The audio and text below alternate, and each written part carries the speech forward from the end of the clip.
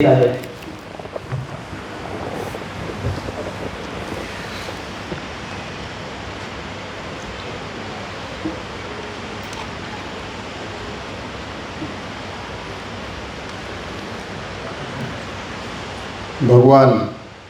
स्वामीनारायण जी को प्रणाम करता हूँ, गुरुदेव को प्रणाम करता हूँ, आप सबको प्रणाम करता हूँ, इस पवित्र भूमि को प्रणाम करता हूँ,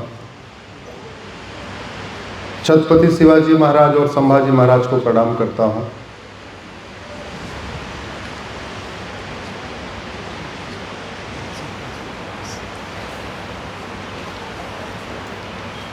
भारत किससे चलता है? संविधान से। ये संविधान भारत को सशक्त बनाने के लिए बना है या भारत को बर्बाद करने के लिए? सशक्त बनाने। भारत की एकता अखंडता मजबूत करने के लिए बना है या भारत की एकता अखंडता को बर्बाद करने के लिए? दुर्भाग्यवश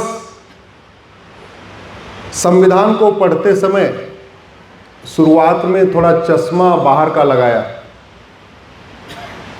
और ये तो संविधान है, अगर आपका चश्मा नीला है तो इसमें नीला दिखाई पड़ेगा, आपका चश्मा हरा है तो इसमें सब कुछ हरा हरा दिखाई पड़ेगा, आपका चश्मा ट्रांसपेरेंट है तो साफ साफ दिखाई पड़ेगा।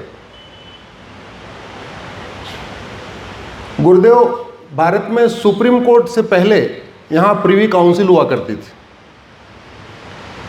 तो प्रिवी काउंसिल के जज भी सारे विदेशी थे, प्रिवी काउंसिल के जितने बैरिस्टर थे वो भी विदेशी थे। अब दिक्कत ये थी कि विदेशी लोगों को धर्म और रिलीजन के बीच का अंतर ही नहीं पता। इनफैक्ट विदेशी भाषा में धर्म के लिए कोई शब्द भी नहीं है, वो रिलीजन यूज करते हैं लेकिन रिलीजन धर्म नहीं है, अलग है। यज्ञ के लिए कोई अंग्रेजी में शब्द है क्या? जोर से बताइए। ब्रह्म के लिए कोई अंग्रेजी में शब्द है क्या? योग के लिए कोई अंग्रेजी में शब्द है क्या? धर्म के लिए अंग्रेजी में शब्द कोई है क्या? जननी के लिए कोई अंग्रेजी में शब्द है क्या? नहीं है।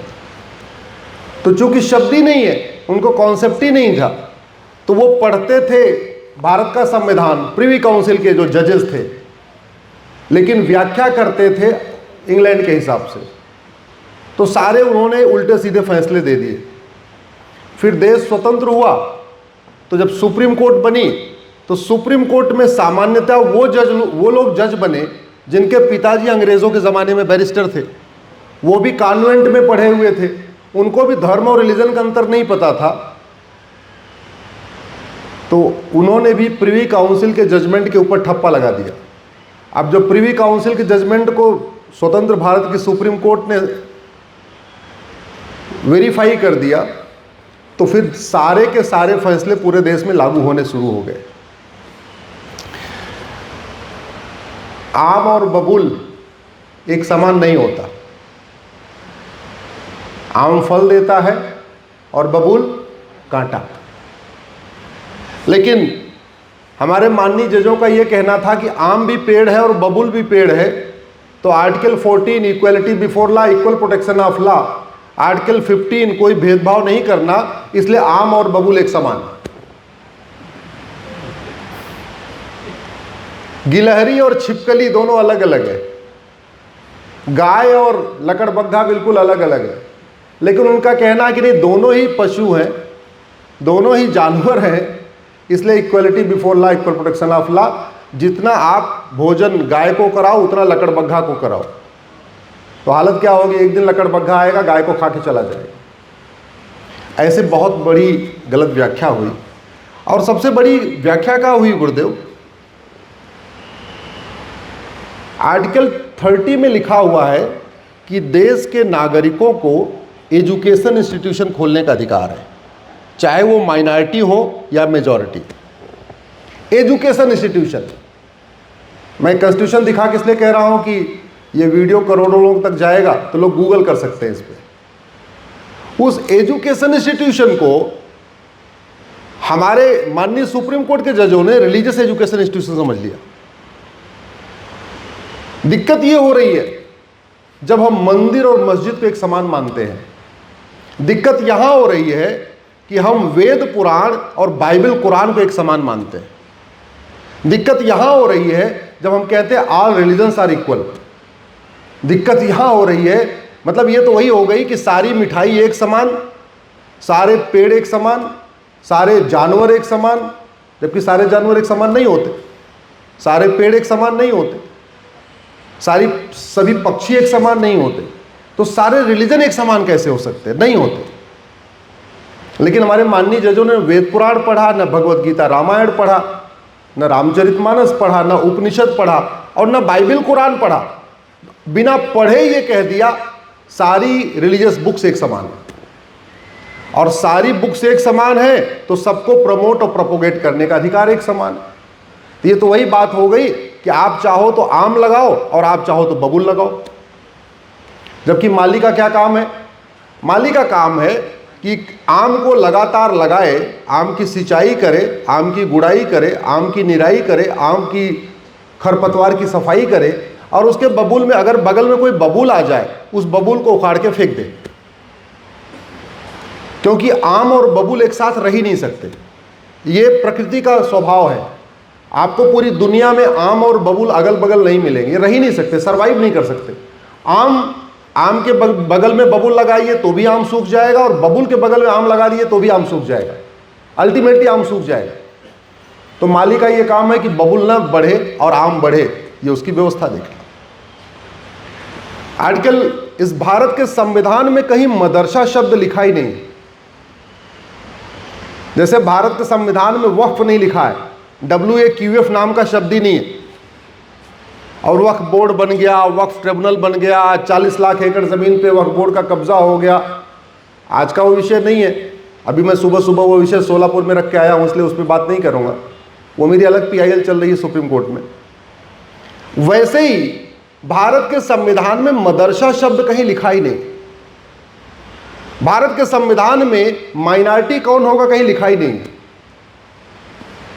जो 1 लाख होगा वो माइनॉरिटी कहलाएगा, जो 5 लाख होगा वो माइनॉरिटी कहलाएगा, या 10 लाख वाला माइनॉरिटी कहलाएगा, या 50 लाख वाला माइनॉरिटी कहलाएगा, या 1 करोड़ वाला माइनॉरिटी, कहीं लिखा ही नहीं।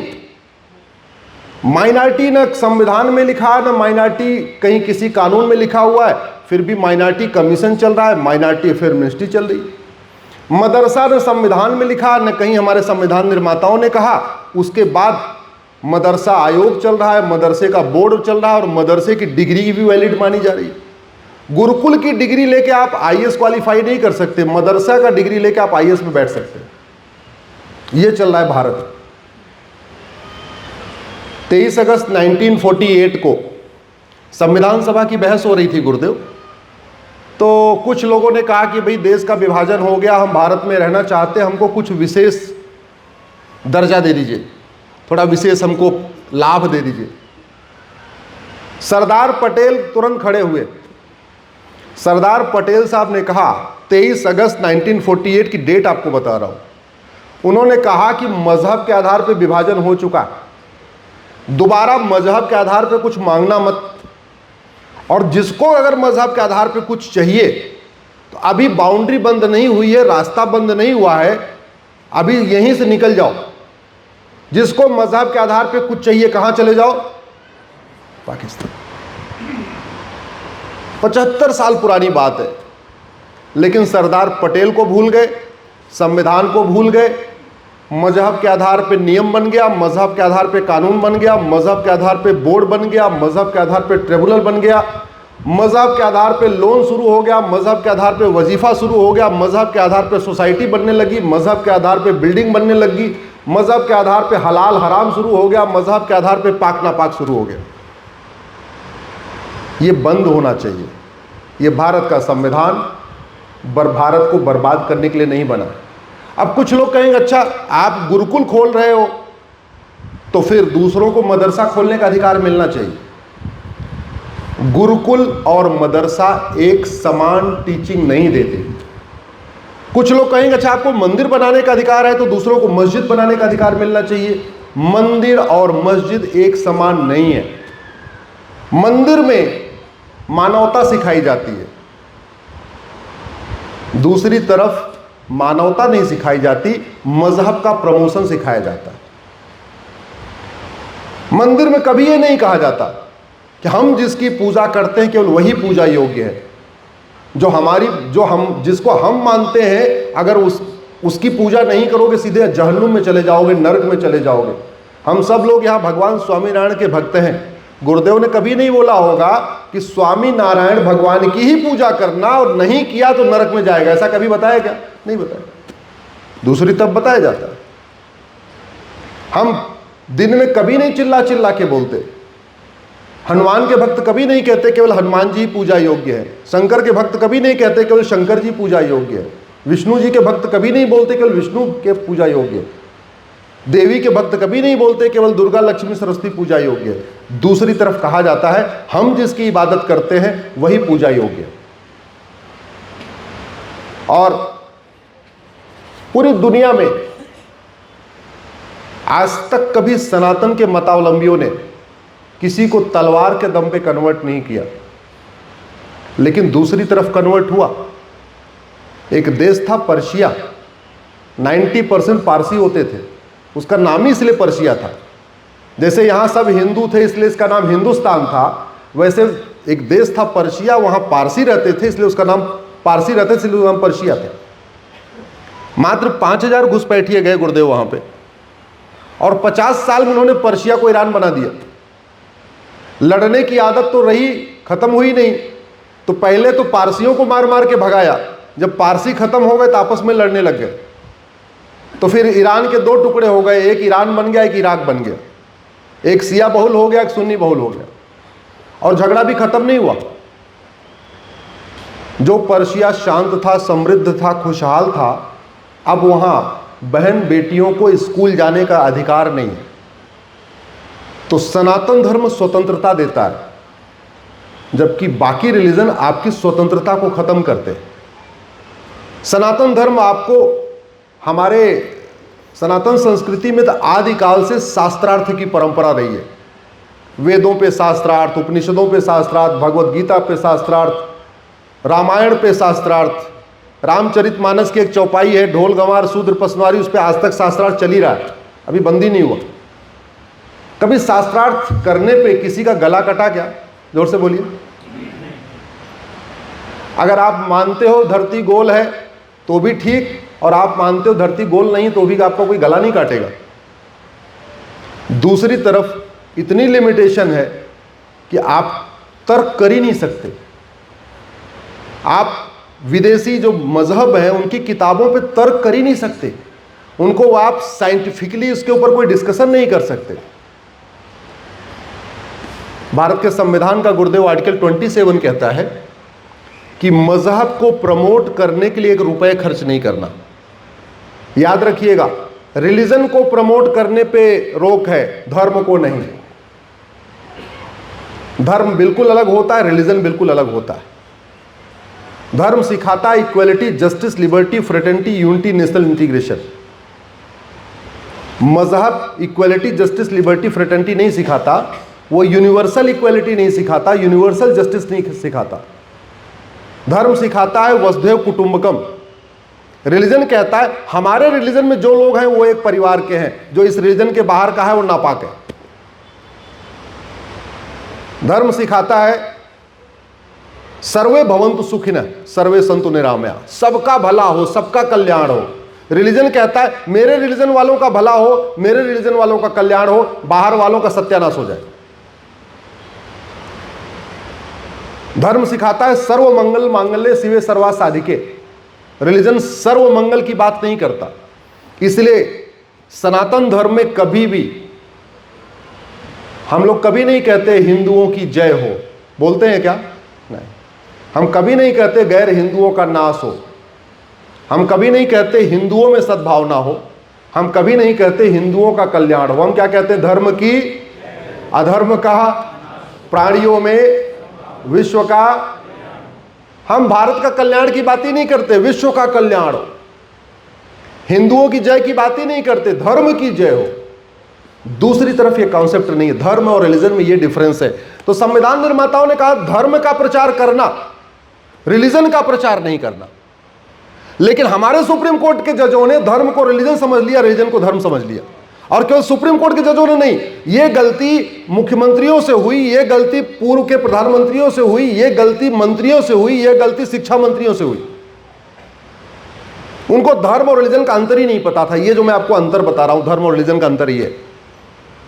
आर्टिकल 28 ये कहता है गुरुदेव कि किसी भी स्कूल में रिलीजियस एजुकेशन नहीं देना। अब उन्होंने लिखा आर्टिकल 28 में कि रिलीजियस एजुकेशन नहीं देना, उसको उन्होंने समझ लिया कि धार्मिक ग्रंथ भी नहीं पढ़ाना। भगवत गीता रिलीजियस बुक नहीं है, भगवत गीता क्या है? धार्मिक ग्रंथ। क्यों? क्योंकि पूरे भगवत गीता में आपको हिंदू शब्द मिलेगा ही नहीं। हिंदुओं के कल्याण की बात ही नहीं, मानवता के कल्याण की बात। वेद पुराण रिलीजियस किताब नहीं है, धार्मिक ग्रंथ है। क्यों? वहां पे कहीं हिंदुओं का प्रचार हो, सब लोगों को कन्वर्ट करके हिंदू बना लो, ऐसा कहीं लिखा ही नहीं है। रामचरितमानस, रामायण, उपनिषद ये रिलीजियस किताब नहीं है, ये धार्मिक ग्रंथ है। कहां लिखा हुआ है रामचरितमानस में कि जो लोग राम को नहीं मानते उनको मारो, पीटो और उनको कन्वर्ट करो? कहीं लिखा है क्या? नहीं लिखा। लेकिन हमारे स्कूल में, प्राइमरी के स्कूल में एक चैप्टर तक नहीं डाला कि धर्म क्या है, रिलीजन क्या है। तो मेरी एक PIL अभी चल रही है जिसपे सरकार को भी नोटिस हुआ है, सबको नोटिस हुआ है कि कम से कम प्राइमरी के स्कूलों में एक सिलेबस डालिए, धर्म क्या है, रिलीजन क्या है।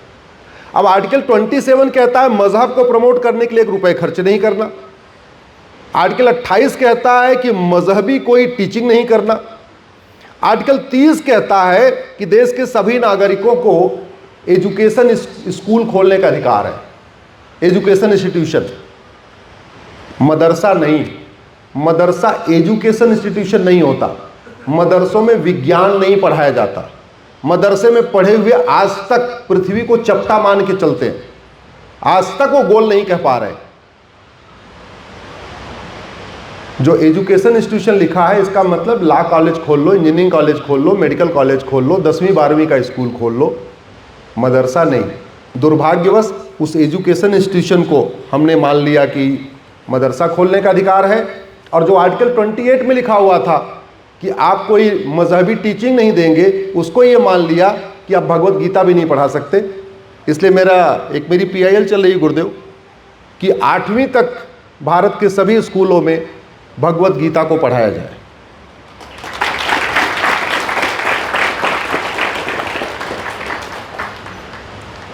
ऐसे ही आर्टिकल 25 की एक बड़ी गलत व्याख्या हुई। क्या कहा उन्होंने कहा लोगों को फ्रीडम ऑफ रिलीजन है, और फ्रीडम ऑफ रिलीजन का उन्होंने मतलब समझ लिया फ्रीडम ऑफ कन्वर्जन है। फ्रीडम ऑफ रिलीजन और फ्रीडम ऑफ कन्वर्जन में अंतर होता है कि नहीं? होता है। भारत इलेक्शन के समय में सेंसिटिव बूथ की लिस्ट डिक्लेयर होती है। Election commission sensitive booth declare करता है कि फलाना वाला बूथ सेंसिटिव है, फलाना वाला बूथ हाई सेंसिटिव है। जहां 100% हिंदू होते हैं वो बूथ कभी सेंसिटिव नहीं होता। जहां हिंदू 70% हो जाते हैं वो बूथ सेंसिटिव हो जाता है, और जो बूथ जहां हिंदू 50% हो जाते हैं वो बूथ हाई सेंसिटिव हो जाता है। इसका मतलब हिंदुओं के घटने से अशांति बढ़ रही है। इसका मतलब हिंदुओं के घटने के बाद पुलिस को ज़्यादा लगाना पड़ रहा है। इसका मतलब हिंदुओं के बढ़ने के बाद आपको फोर्स की ज़्यादा ज़रूरत पड़ रही है। जहाँ सारे हिंदू हैं वहाँ ना पुलिस की ज़रूरत ना फोर्स की ज़रूरत, सब जाके अपना वोट डाल के आ जाते हैं, कोई वहाँ पे लाठी डंडे नहीं चलते। भारत का संविधान कहता है इक्वलिटी, जस्टिस, लिबर्टी, फ्रेटर्निटी, और ये केवल और केवल सनातन धर्म सिखाता है, सनातन संस्कृति सिखाती है, हमारी भगवत गीता सिखाती है, हमारा उपनिषद सिखाता है, हमारे वेद पुराण सिखाते हैं, हमारे मंदिर में ये बात सिखाई जाती है। इसलिए मंदिर और दूसरे चीज़ों को बराबर तुलना कर लेना ये बिल्कुल गलत है। मैंने अभी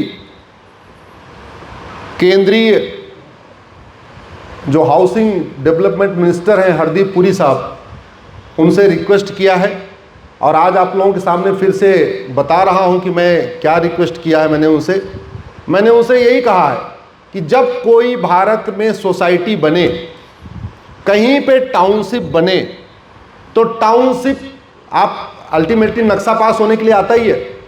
आप सुनिश्चित करिए हर सोसाइटी के अंदर एक मंदिर जरूर होना चाहिए। और ये बात वो हमसे कह रहे थे कि कल को कोई सुप्रीम कोर्ट में PIL फाइल कर देगा कि ये सोसाइटी बना रहे हैं, नक्शा पास करते समय मंदिर क्यों होना चाहिए, फिर लोग कहेंगे चर्च क्यों नहीं होना चाहिए, मस्जिद क्यों नहीं होना चाहिए। हमने कहा आप ये करिए, जो सुप्रीम कोर्ट में आएंगे हम वहाँ समझा देंगे कि मंदिर और मस्जिद में अंतर होता है, मंदिर और चर्च में अंतर होता है। मंदिर में धर्म सिखाया जाता है, मस्जिद और चर्च में धर्मांतरण सिखाया जाता है, ये डिफरेंस है। मंदिर में वसुधैव कुटुंबकम सिखाया जाता है, मंदिर में नारी तू नारायणी सिखाया जाता है, मंदिर में यत्र नारस्तु पूज्यते रमन्ते तत्र देवता सिखाया जाता है, मंदिर में सर्वमंगल मांगल्य सिखाया जाता है, मंदिर में सर्वे भवन्तु सुखिनः सिखाया जाता है, मंदिर में जननी जन्म भूमिश्च स्वर्गात् गरीयसी सिखाया जाता है। इसलिए आप मंदिर के लिए ज़रूरी करिए। और आप ज़रा सोचिए, अगर हम लोग व्यक्तिगत प्रयास से चाहेंगे तो कितने मंदिर बनवा लेंगे, लेकिन अगर कानून में हो जाए कि सोसाइटी जो आप फॉर्म कर रहे हैं, जो आप सोसाइटी बना रहे हैं, चाहे आप उसमें 100 फ्लैट बना रहे हैं या 500 फ्लैट बना रहे हैं, ये ज़रूरी है कि आपके उस कैंपस के अंदर एक छोटा सा ही मंदिर हो, लेकिन एक मंदिर ज़रूरी हो, तो कम से कम लोगों को लाभ मिलेगा कि नहीं मिलेगा। घंटी बजेगी तो कम से कम उस एरिया में अच्छी वाइब्रेशन आएगी कि नहीं आएगी। तो आशा करता हूँ सरकार इस पे ध्यान देगी, नहीं ध्यान देगी तो आप सब लोग मिलकर आवाज़ उठाएंगे, हम लोग मिलकर आवाज़ उठाएंगे, गुरुजन आप लोग सब लोग आवाज़ उठाएंगे तो ये काम होगा। एक चीज़ जो बहुत आवश्यक है करना, कि अब समय आ चुका है कि भारत में यूनिफॉर्म एजुकेशन सिस्टम लागू किया जाए। मैं जापान का एजुकेशन सिस्टम देख रहा था, है तो वो जापानी में, लेकिन सारा सिलेबस करिकुलम वही है जो हमारे गुरुकुल वैदिक शिक्षा व्यवस्था में है। जापान ने हमारे पूरे वैदिक गुरुकुल शिक्षा व्यवस्था की नकल कर लिया और उसका फायदा देखिए। जापान में जासूस नहीं पैदा होते, जापान में गद्दार नहीं पैदा होते, जापान में कामचोर नहीं पैदा होते, जापान में आतंकवादी नहीं पैदा होते, अलगाववादी नहीं पैदा होते, कट्टरपंथी नहीं पैदा होते, जिहादी नहीं पैदा होते, ट्रेन पे पत्थर मारने वाले नहीं पैदा होते। शिक्षा में संस्कार हो और कानून का खौफ हो तो देश प्रगति करता है। जैसे घर में माता पिता में किसी एक का प्यार हो और दूसरे का खौफ हो तो बच्चा ठीक से रहता है। माता का प्यार हो, पिता का खौफ हो, या पिता का प्यार हो, माँ का खौफ हो, किसी दोनों में से कोई एक का सिस्टम रहता तो बढ़िया चलता है। कुम्हार अच्छा बर्तन कैसे बनाता है, एक हाथ नीचे रखता है, एक हाथ ऊपर रखता है, एक हाथ से मिट्टी को ऊपर उठाता है, दूसरे हाथ से मिट्टी को दबाता रहता है, तो अच्छा बर्तन बनता है। वैसे शिक्षा में संस्कार हो और कानून का खौफ हो तो भारत बहुत तेजी के साथ जो हमारे महापुरुषों का सपना था हम उसको साकार कर सकते हैं। मैंने गुरुदेव PIL फाइल किया है कि भारत में जो 65 तरीके के एजुकेशन बोर्ड चल रहे हैं, इन सब को ख़त्म करके भारत में 1 नेशन 1 एजुकेशन बोर्ड बनाया जाए। ना मदरसा बोर्ड, ना मिशनरी बोर्ड, ना CBSE बोर्ड, ना ICSE बोर्ड, केवल एक भारतीय शिक्षा बोर्ड। अब आप सोच रहे होंगे कि ऐसे कैसे हो जाए, कितना बड़ा देश। अरे चीन का क्षेत्रफल हमसे 3 गुना ज़्यादा है। अगर वहाँ एक एजुकेशन बोर्ड से पूरे देश के स्कूल चल सकते हैं तो भारत में क्यों नहीं चल सकते। और वैसे भी भारत के अंदर एक रेलवे बोर्ड से पूरे देश की ट्रेन चल सकती है, तो एक एजुकेशन बोर्ड से पूरे देश के स्कूल नहीं चल सकते क्या? चल सकते। दूसरी हमारी उसी PIL में जो हमारी दूसरी मांग है कि भारत में कॉमन सिलेबस और कॉमन करिकुलम किया जाए। पढ़ने पढ़ाने का माध्यम भले अलग अलग हो, महाराष्ट्र वाले मराठी में पढ़ें, गुजरात वाले गुजराती में पढ़ें, बंगाल वाले बंगाली में पढ़ें, तमिलनाडु वाले तमिल में पढ़ें, लेकिन सिलेबस और करिकुलम एक समान होना चाहिए। कुछ लोग सोच रहे होंगे ये कैसे हो जाएगा। तो भारत में जो केंद्रीय विद्यालय चलते हैं पूरे देश में, उनका सिलेबस और करिकुलम कॉमन होता है, एक ही होता, अलग अलग नहीं होता। पूना का केंद्रीय विद्यालय हो या असम का केंद्रीय विद्यालय हो, कच्छ का कामरूप केंद्रीय विद्यालय हो या गुवाहाटी का केंद्रीय विद्यालय हो, सिलेबस करिकुलम कॉमन होता है। और तीसरा हमने उसमें मांग किया है कि प्राइमरी में विषयों पे फोकस करने की बजाय भारत की महान संतों के बारे में पढ़ाया जाए, भारत के महापुरुषों के बारे में पढ़ाया जाए, भारत की संस्कृति के बारे में पढ़ाया जाए। हमारी ऋषि संस्कृति क्या थी, हमारी परंपरा क्या थी, हमारा दर्शन क्या था, भारत की सोच क्या रही, उनके बारे में पढ़ाया जाए। दुर्भाग्य आप देखिए, हमारे देश में इतने महापुरुष हुए, एक से बढ़कर एक ऋषि हुए, उनके बारे में कहीं पढ़ाया नहीं जाता। उदाहरण के लिए चलिए, महाराष्ट्र में छत्रपति शिवाजी महाराज के बारे में तो पढ़ाया जाता है। रानी चिन्नप्पा, रानी लक्ष्मीबाई, रानी दुर्गावती, रानी कर्णावती, रानी पद्मिनी, रानी कमलापति, रानी अहिल्याबाई, जेवता माता, पन्नाधाई, ऐसे अनेक वीरांगना हमारे देश में माताएं हुई जिनके बारे में पढ़ाया नहीं जाता।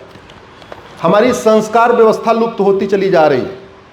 पुष्पवन संस्कार, जातकर्म संस्कार, नामकरण संस्कार, निष्क्रमण संस्कार, अन्नप्राशन संस्कार, मुंडन संस्कार, कर्णवेधन संस्कार, विद्यारंभ संस्कार, उपनयन संस्कार, वेदारंभ संस्कार, केशांत संस्कार, संवर्तन संस्कार, ये जो 16 संस्कार व्यवस्था थी हमारी खत्म होती जा रही। क्यों? क्योंकि स्कूल में पढ़ाया नहीं जा रहा। ऋषियों महर्षियों के बारे में पता ही नहीं है। हमारे स्कूल में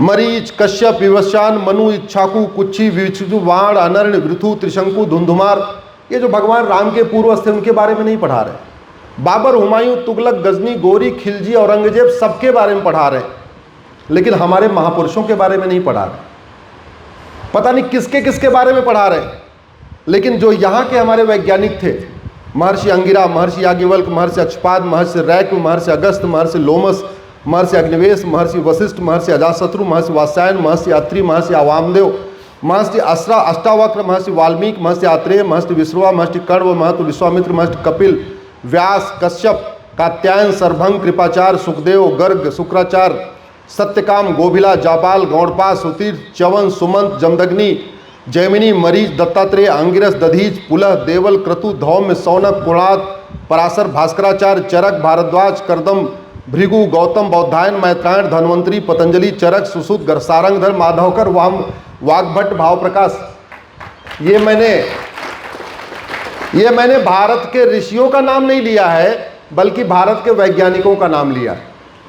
इसमें किसी ने विमान बनाया, कोई बहुत बड़ा फिजिशियन था, कोई बहुत बड़ा सर्जन था, कोई बहुत बड़ा केमिस्ट था, ये सब बड़े बड़े वैज्ञानिक हैं। पढ़ाया क्या? नहीं पढ़ाया। तो ये व्यवस्था लागू हो, इसके लिए आवश्यक है कि एक भारत में यूनिफॉर्म एजुकेशन सिस्टम लागू किया जाए। मदरसा हमारे देश को खोखला कर रहा है, मिशनरी स्कूल हमारे देश को खोखला कर रहे हैं। 500 साल की मुगलों की गुलामी में कुल 1000 मदरसे खुले, 200 साल की ब्रिटिश गुलामी में 1000 मिशनरी स्कूल खुले, और संविधान लागू होने के बाद संविधान की गलत व्याख्या के कारण पिछले 75 साल में 3 लाख मदरसे खुल गए और 3 लाख मिशनरी स्कूल खुल गए। ये वही बात हो गई गुरुदेव, पहला वाला वक्फ एक्ट जिन्ना ने बनाया 1913 में, जिन्ना वाला वक्फ एक्ट चला 1954 तक। तो 500 साल की मुगलों की गुलामी और 200 साल की अंग्रेजों की गुलामी, 700 साल की गुलामी में वक्फ प्रॉपर्टी थी 50,000 एकड़। कितनी थी? 1954 की बात कर रहा हूं। जैसे 1954 में नेहरू जी ने नया वाला वक्फ एक्ट बनाया, उसके बाद प्रॉपर्टी बढ़ना शुरू हुई, फिर इंदिरा जी ने उसको बदला, फिर उसके बाद में राजीव गांधी ने बदला, फिर नरसिम्हा राव ने बदला, फिर मनमोहन सिंह ने बदला, और आज की डेट में वक्फ प्रॉपर्टी है 40 लाख एकड़। तो 700 साल की गुलामी में वक्फ प्रॉपर्टी कितनी थी? 50,000 एकड़। और 75 साल की आज़ादी में वक्फ प्रॉपर्टी कितनी हो गई? 40 लाख एकड़, 80 गुना बढ़ गई। कोई बता नहीं रहा है कि हमारे पूर्वज वक्फ किए। जितने सक्षम लोग हैं, अल्टीमेटली जमीन तो वही देगा जिसके पास जमीन होगी, गरीब आदमी थोड़ी जमीन देगा। जो सक्षम है वो बता नहीं रहे हमारे पूर्वजों ने कितना दिया, और प्रॉपर्टी बढ़ गई। कैसे बढ़ गई? घटिया कानून के कारण। वैसे ही संविधान की गलत व्याख्या के कारण मुगल 500 साल में 1000 मदरसा खोल के गए थे, और 75 साल की आज़ादी में 3 लाख मदरसे खुल गए। अंग्रेज 200 साल की गुलामी में 1000 मिशनरी स्कूल खोल के गए, और 75 साल की आज़ादी में 3 लाख मिशनरी स्कूल खुल गए। ये भारत के लिए ठीक नहीं है, भारत की संस्कृति के लिए ठीक नहीं है, भारत की परंपराओं के लिए ठीक नहीं है। इसको रोका नहीं गया तो धर्मांतरण नहीं रुकेगा, इसको रोका नहीं गया तो देश विरोधी हर चीज़ें बंद नहीं होगी। अल्टीमेटली अगर भारत को बचाना है, भारत की संस्कृति को बचाना है, तो सबसे पहले शिक्षा व्यवस्था को बदलना चाहिए। क्यों? क्योंकि आप ये देखिए कि बचपन में जो चीज़ें हम पढ़ते हैं, जो हम खाते हैं, जो हम सुनते हैं और जो हम देखते हैं, उसी से हमारा व्यवहार बनता है। गार्बेज इन गार्बेज आउट अंग्रेजी में कहावत है। अगर नाक से कूड़ा गया, मुंह से कूड़ा गया, आंख से कूड़ा गया, कान से कूड़ा गया, तो बाहर क्या आएगा? कूड़ा। और कूड़ा जा रहा है, कूड़ा जा रहा है तो कूड़ा बाहर आ रहा है। समाधान, कम से कम 16 वर्ष तक, 10वीं तक वैदिक शिक्षा व्यवस्था। आप ऐसे भी देख लीजिए, जो वर्तमान एशिया है गुरुदेव, इस पूरे एशिया पे भगवान राम का राज्य था। जो वर्तमान एशिया, आप लोग बाद में गूगल कर लीजिएगा एशिया के देशों का नाम, इस पूरे एशिया पे 5,500 साल पहले युधिष्ठिर का राज्य था। लगभग 50% एशिया पे 2,500 साल पहले चंद्रगुप्त का राज था। लगभग 50% एशिया पे 2,000 साल पहले अशोक का राज था। और आज डिफरेंस क्या है? भारत और अफगानिस्तान, जिसका नाम पहले गंधार था, आज वहाँ अराजकता है, बदहाली है, खाने के लिए नहीं है, भूखमरी है। भारत बेटर पोजीशन में है। जानते हैं अंतर क्या हुआ? अफगानिस्तान में मदरसा खुल गया, भारत में थोड़े मदरसे कम खुले। पाकिस्तान बदहाल है, रोज बम धमाके हो रहे हैं, रोज वहाँ पे अशांति फैली हुई है। डिफरेंस क्या है? मदरसों की संख्या बढ़ गई। बांग्लादेश अशांत है, अराजकता फैली हुई है, रोज बम धमाके हो रहे हैं, क्या? मदरसों की संख्या बढ़ गई। अगर आप कंट्री वाइज देखिए, ये जो कुछ देशों का मैं नाम बता रहा हूं जो पहले भारत के अंडर में थे, उस विशाल भारत के अंडर में, उसमें से आज की डेट में यमन अशांत है, कांगो अशांत है, ईरान अशांत है, इराक अशांत है, सूडान अशांत है, इजिप्ट अशांत है, सीरिया अशांत है, बांग्लादेश अशांत है, फिलीपींस अशांत है, सोमालिया अशांत है, पाकिस्तान अशांत है, नाइजीरिया अशांत है, तजाकिस्तान अशांत है, अफगानिस्तान अशांत है। जो गंधार पहले शांत समृद्ध खुशहाल था वो अशांत है। जो कुंभा पहले शांत समृद्ध खुशहाल था, जब से वो काबुल बन गया अशांत है। जो पर्शिया पहले शांत समृद्ध खुशहाल था, जब से वो ईरान बन गया अशांत है। जो कैके पहले शांत समृद्ध खुशहाल था, जब से वो पेशावर बन गया अशांत है। जो बाल्हिक पहले शांत समृद्ध खुशहाल था, वो बल्ख बन गया तो अशांत है। जो कंबोज पहले शांत समृद्ध खुशहाल था, वो जैसे ही बदख्शा बना अशांत है। तो अशांति क्यों बढ़ गई? क्योंकि गुरुकुल शिक्षा व्यवस्था कम हो गई और मदरसा शिक्षा व्यवस्था बढ़ गई। हम क्या ये चाहते हैं कि भारत में ये व्यवस्था आगे बढ़े? नहीं। हम भारत को कैसा चाहते हैं? हमारी यंग जनरेशन, हमारी आने वाली जनरेशन आराम से रहे, शांति से रहे। और शांति दो ही तरीके से आती है, शिक्षा में संस्कार हो और कानून का खौफ हो। दुर्भाग्यवश अभी तक इसके पहले की सरकारों ने दो विषयों पे काम नहीं किया। मैं यही कोशिश कर रहा हूँ गुरुदेव कि शिक्षा में संस्कार हो, कानून का खौफ हो। शिक्षा में संस्कार का एक ही तरीका है, वैदिक गुरुकुल शिक्षा व्यवस्था को लागू किया जाए। और कानून का खौफ, ये हमारे भारत में सिस्टम था।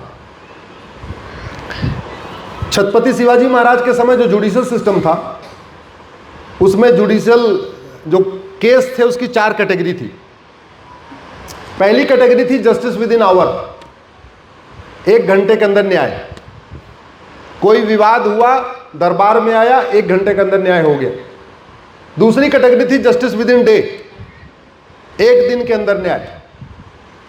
तीसरी कैटेगरी थी मुकदमा थोड़ा ज़्यादा कॉम्प्लिकेटेड है, ज़्यादा पूछताछ करनी पड़ेगी, थोड़ा खुफिया वालों से भी बातचीत करनी पड़ेगी, वो कैटेगरी थी जस्टिस विद इन वीक, 1 सप्ताह के अंदर न्याय।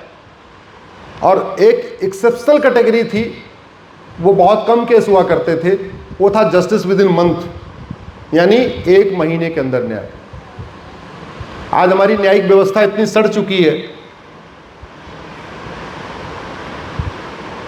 50-50 साल लग जाते हैं मुकदमा करने, 50-50 साल। कानून का खौफ नहीं है, कोई किसी की जमीन लिखवा देता है। पता चला आप पुणे में बैठे हैं, गुजरात में आपकी जमीन कोई और बेच के चला गया, ऐसे हो रहा है।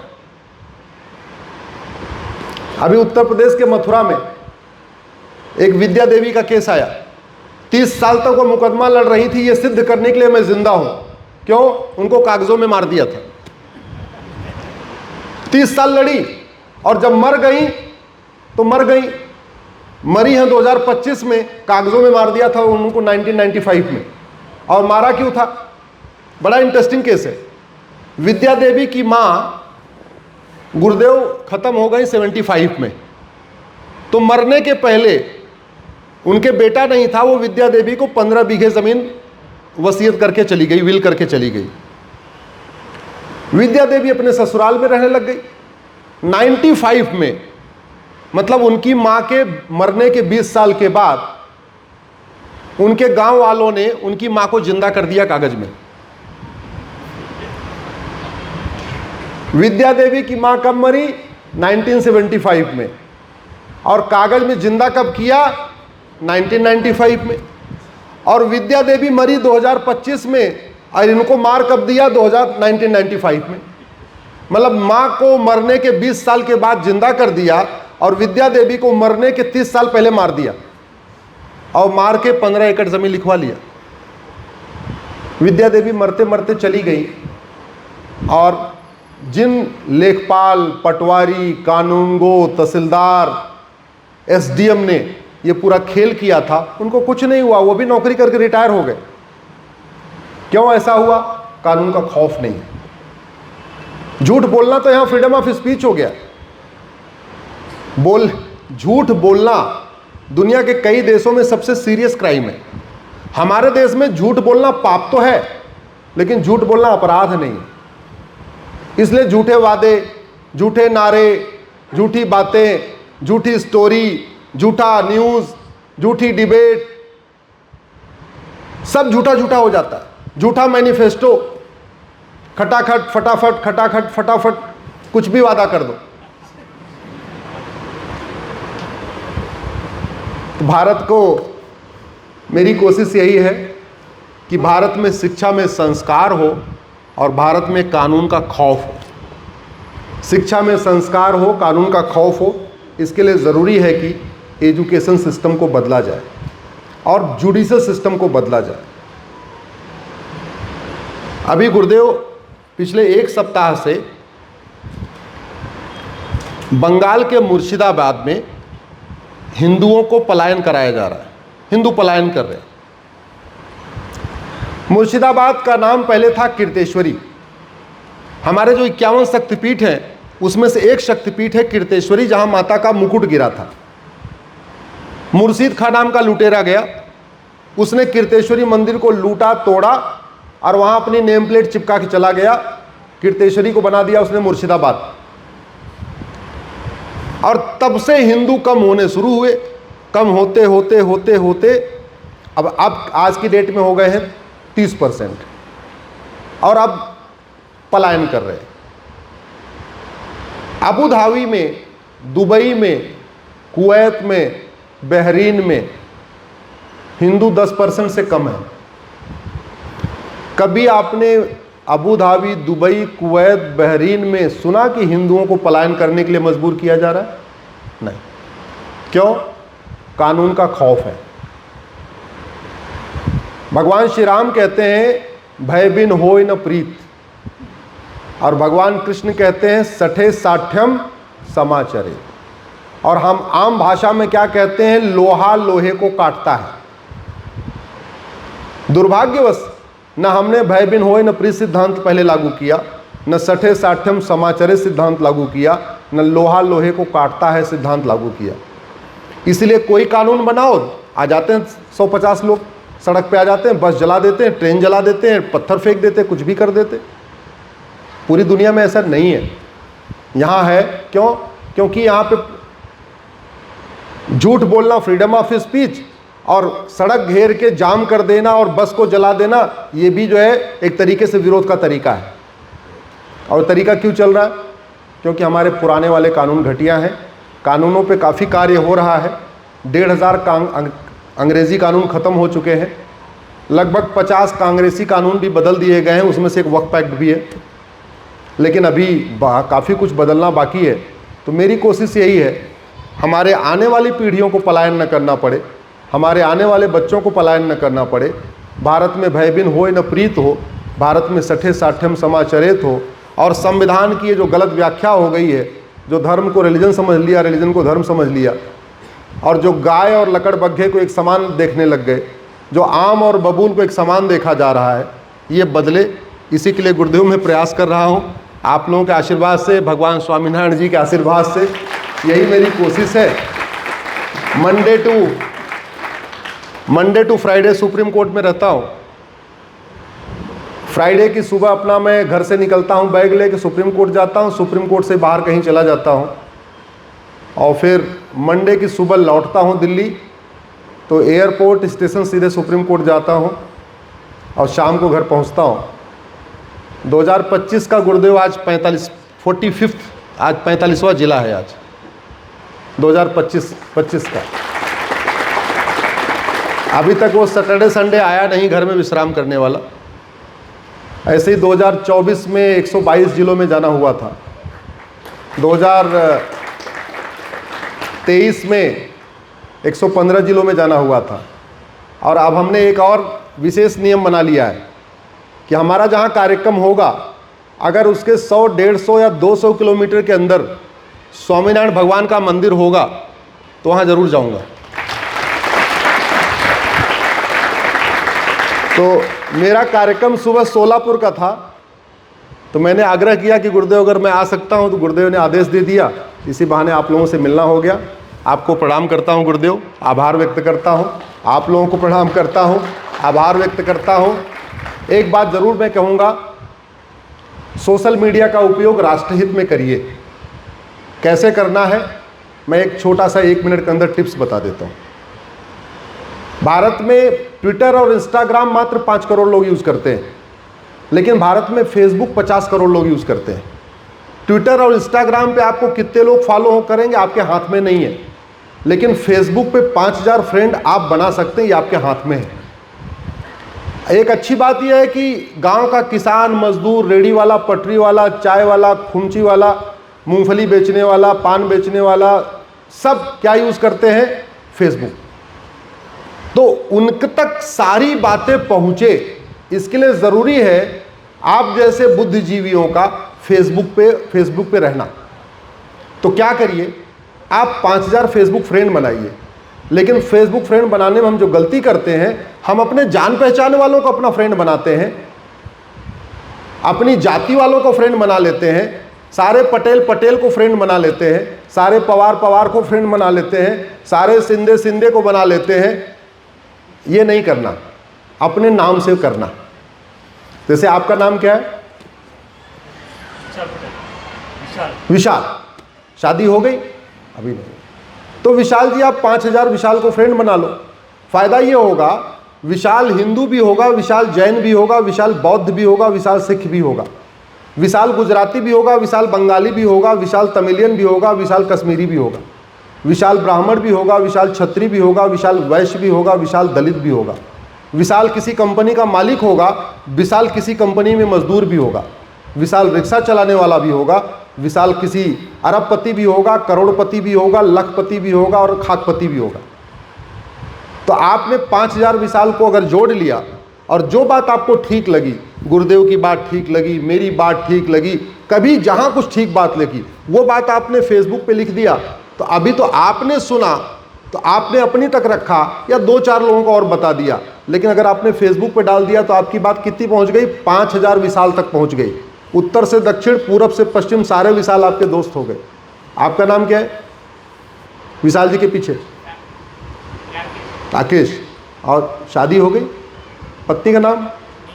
निशा।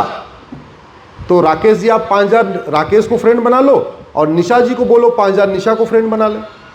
तो आपके पास कितनी कनेक्टिविटी हो गई? 10,000। पिताजी को और बनवा दिया 5,000, 15,000। माता जी के नाम पे एक और अकाउंट बनवा दिया तो 20,000। और इसका उपयोग केवल और केवल अच्छी बातों के प्रचार करने में करना है। एक बार 5000 फ्रेंड बनाने में टाइम लगेगा, उसके बाद तो लिखने में 2 मिनट लगता, 3 मिनट लगता। जब भी कोई व्हाट्सएप पे अच्छी बात आई, खुद पढ़ा, अच्छा लगा, फेसबुक पे डाल दिया। ऐसा सब लोग कर सकते हैं क्या? सब लोग कर ले, मैं कह रहा हूँ क्रांति आ जाएगी। बहुत सारी चीज़ों के बारे में धर्म रिलीजन का अंतर लोगों को नहीं पता, मंदिर मस्जिद का अंतर नहीं पता, धर्म और धर्मांतरण का अंतर नहीं पता, संविधान में क्या लिखा है लोगों को नहीं पता, एजुकेशन सिस्टम ये सड़ा हुआ है ये लोगों को नहीं पता, हमारा जुडिशियल सिस्टम सड़ा हुआ है, क्यों सड़ा हुआ है उसका उदाहरण आपको मैंने विद्या देवी वाला दिया, ये लोगों को नहीं पता। परेशान सब लोग हैं, लेकिन समाधान सब समझ नहीं आ रहा है समाधान क्या है। समाधान के लिए जागरूकता करने के लिए सबसे बढ़िया माध्यम ये हो सकता है। बहुत बहुत धन्यवाद, बहुत बहुत आभार। पीछे माताओं को और बहनों को विशेष रूप से प्रणाम। आप थोड़ा दूर हैं इसलिए मैं आपको दंडवत प्रणाम करता हूँ। बहुत बहुत आभार गुरुदेव, धन्यवाद।